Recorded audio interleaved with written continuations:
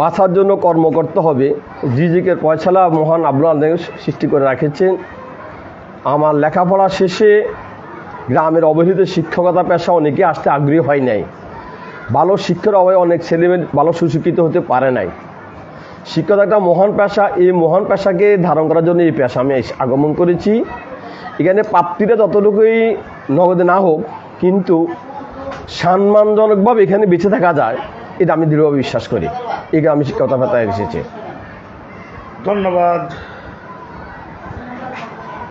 শ্রদ্ধেয় শিক্ষাগুরু নোয়াখালী প্রবীণ বিদ্যাপীঠ গুরুকুল উচ্চ বিদ্যালয় প্রধান শিক্ষক জনাব কামাল উদ্দিন বেশি। জনাব, আপনি একদম প্রবীণ ও দক্ষ শিক্ষক হিসাবে আপনার শিক্ষকতা জীবনের সফলতা নিয়ে একটু সংক্ষিপ্ত আলোকপাত করবেন। শিক্ষকতা পেশায় আমার সেই 1996 সাল থেকে আজ 2025 সাল 29 বছর প্রায় অতিক্রম করতে যাচ্ছি। এই সময়ের ভিতরে আমি সফলতা ব্যাপার দুটোই পেয়েছি, তো সফলতা পাল্লাটাই ভারী। আমার হাতে গড়া ছাত্র আজ সমাজে ডাক্তার হয়েছে, ইঞ্জিনিয়ার হয়েছে, প্রকৌশলী হয়েছে, প্রফেসর হয়েছে, প্রশাসনে আছে। ওদের যে সমাজে আজ তাদের দান করতেছে, লেখাপড়া শিখে যে জাতিকে দিচ্ছে, এতে আমি খুবই গর্বিত। ধন্যবাদ। হে মেধার কারিগর, হে জাতির কারিগর, বাঙালি জাতির পক্ষ থেকে আপনাকে অভিনন্দন জানাই। ধন্যবাদ। জনাব, আপনার বিদ্যালয়ের প্রবেশ মুখে আমরা ছাত্রদের পাশাপাশি ছাত্রীও দেখেছি। জি। আপনার দৃষ্টিকোণ থেকে মেয়েরা উচ্চশিক্ষায় শিক্ষিত হয়ে রাষ্ট্রীয় কাঠামো, রাষ্ট্রীয় জীবন ব্যবস্থা, সামাজিক জীবন ব্যবস্থা, দাম্পত্য জীবনে কতটুকু অবদান রাখতে পারবো বলে আপনি মনে করেন? আসলে একটা জাতিকে এগিয়ে নিয়ে নিতে হলে একক সম্প্রদায় বা একক লিঙ্গে দ্বারা হবে না। আমার বাংলাদেশে নারী পুরুষের অনুপাত এখন প্রায় সমান সমান। এই বৃহৎ জনগোষ্ঠীকে এগিয়ে নিতে হলে নারী শিক্ষা অপরিহার্য। যার দরুন সরকার বাহাদুর এখন নারী শিক্ষাকে অগ্রগতি করার জন্য সে 94 সাল থেকে এদেরকে উপবৃত্তি, বিনা বেতনে পড়ানো, বিভিন্ন সুযোগ সুবিধা দিচ্ছে। যার কারণে আজ নারী শিক্ষা দেখা গেছে যে ছেলের তুলনায় ওরা অনেক ভালো করছে, যে পাবলিক পরীক্ষাগুলোতে এবং বিসিএসের মতো কোটা মানে সে প্রতিটা পরীক্ষার মধ্যেও তারা অনেক এগিয়ে যাচ্ছে। এ দেশকে এগিয়ে নিতে হলে বা বিশ্বের সাথে তাল মিলিয়ে চলতে হলে নারী শিক্ষার বিকল্প নাই। ব্যক্তিগত জীবন থেকে রাষ্ট্রীয় জীবন, দাম্পত্য সর্বত্রই তাদের একটা লেখাপড়া না থাকলে তার সমযোগী যুগোপযোগী সিদ্ধান্ত নেওয়া অথবা দেশে এগিয়ে নেওয়া, প্রতিষ্ঠিত হওয়া কোনো ক্ষেত্রে সম্ভব হবে না। এই জন্য নারী শিক্ষা অতীব গুরুত্বপূর্ণ। ধন্যবাদ। নারীরা মায়ের জাতি। নেপোলিয়ন বলেছিলেন, তুমি আমাকে একটি শিক্ষিত মা দাও, আমি তোমাকে শিক্ষিত জাতি উপহার দেব। তারই ভাষায় বিদ্রোহী কবি নজরুল বলেছিলেন, পৃথিবীতে যা কিছু সৃষ্টি হয়েছে কল্যাণকর, তার অর্ধেক করিয়েছে নারী, অর্ধেক করিয়েছে নর।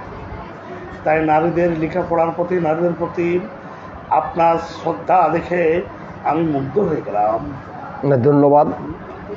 জনাব, আপনি একজন প্রবীণ শিক্ষক হিসাবে বাংলাদেশ সরকার বাহাদুরের পক্ষ থেকে আপনার নিকট সুপরামর্শ প্রার্থনা করছি। সে শিক্ষাক্ষেত্রে সরকারের বাহাদুর অনেকগুলাই পদক্ষেপ নিয়েছেন। শিক্ষা মূলত আসলে একটি চলমান প্রক্রিয়া, যুগোপযোগী যুগের চাহিদার সাথে এটা পরিবর্তন, পরিমার্জন, সংশোধন, বিযোজন, সংযোজন সবটাই করতে হয়। বর্তমান প্রেক্ষাপটে যে সরকার কারিগরি শিক্ষার মতো আমার মতো জোর দেওয়া উচিত।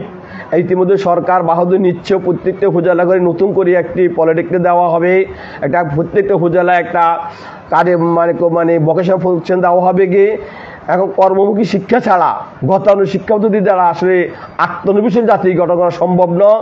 তা সরকারের কাছে আমার আবেদন থাকবে যে শুধুমাত্র পাশের মতো একটা ছাড়ে ধরে দিলে হবে না। শিক্ষার গুণগত মান রক্ষার জন্য প্রয়োজনীয় পদক্ষেপ, বিশ্বজনের মতামত, শিক্ষা ইতিমধ্যে সরকার অনেকগুলো কমিশন গঠন করেছেন।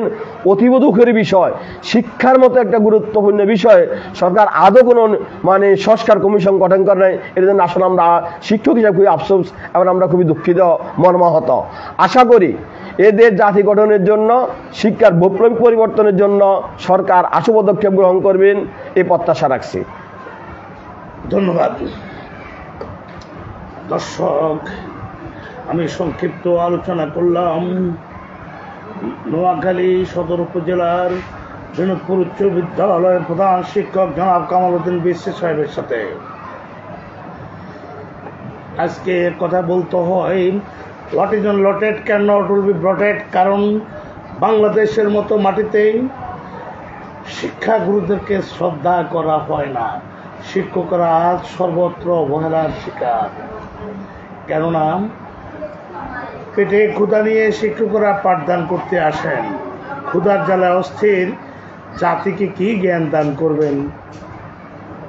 দর্শক, তিনি একান্ত সাক্ষাৎকারে জনাব কামাল উদ্দিন জানান যে নারীরা মায়ের জাতি, পৃথিবীতে যা কিছু সৃষ্টি হয়েছে কল্যাণকর, তার অর্ধেক করিয়েছেন, আমি অর্ধেক করিয়েছেন। ওর নারীদেরকে এগিয়ে না নিলে জাতির একটা অংশ পিছিয়ে পড়ে যায়, তাই নারী শিক্ষার প্রতি তিনি গুরুত্ব আরোপ করেন।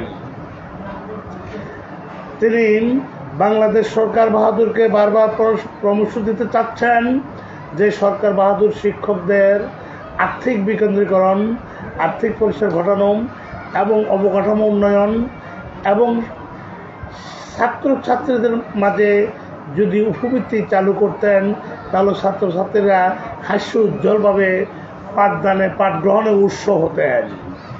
আমার আশা ও বিশ্বাস, যদি জনাব কামাল উদ্দিনের মতো এমন দায়িত্বশীল, দায়িত্ববান, মানবিক শিক্ষক সারা বাংলাদেশে থাকতেন, তাহলে বাঙালি জাতি শিক্ষিত জাতি হিসেবে স্বীকৃতি লাভ করতে পারত।